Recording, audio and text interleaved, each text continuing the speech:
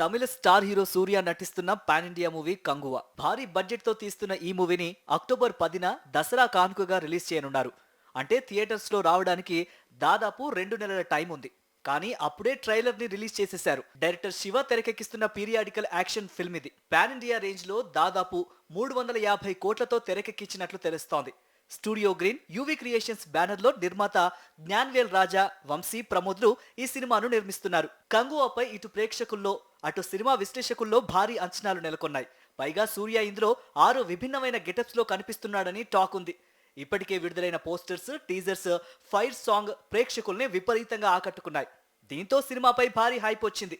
ఇప్పటి వరకు సినిమా చరిత్రలో రాని ఓ కొత్త కాన్సెప్ట్ తో ఈ మూవీ రాబోతున్నట్లు మేకర్స్ ప్రకటించారు.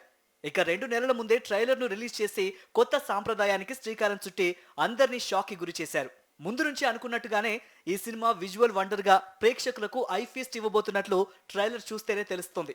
2 తెగల మధ్య సాగే పోరాటంగా ఈ మూవీ ఉండబోతున్నట్లు అర్థమవుతోంది. విదేశీయులకు సంబంధించి ఓడను చూపించి క్యూరియాసిటీని మరింత పెంచాడు డైరెక్టర్. ఇక సముద్రంలో వచ్చే యాక్షన్ సీక్వెన్సెస్ కు ప్రేక్షకుల మైండ్ బ్లాక్ అవుతుంది. బాలీవుడ్ స్టార్ బాబీ డియోల్ విలన్ గా తన నటనతో మెస్మరైజ్ చేశాడు. అడవుల్లో వచ్చే యాక్షన్ సీన్స్ గురించి చెప్పుకోవడానికి మాటలు చాలవనట్టుగా చూపించారు. సూర్య నట విశ్వరూపం చూపించాడు.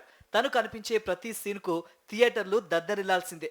చివర్లో మొసలిని చంపే సీన్ అయితే హైలైట్. లాస్ట్ లో ఓ వ్యక్తి ఫేస్ ని రివీల్ చేయలేదు మేకర్స్. బహుశా అతను సూర్య తమ్ముడు కార్తినే అని కామెంట్స్ చేస్తున్నారు నెటిజన్లు. దేవిశ్రీ ప్రసాద్ మ్యూజిక్ తో అదరగొట్టాడు.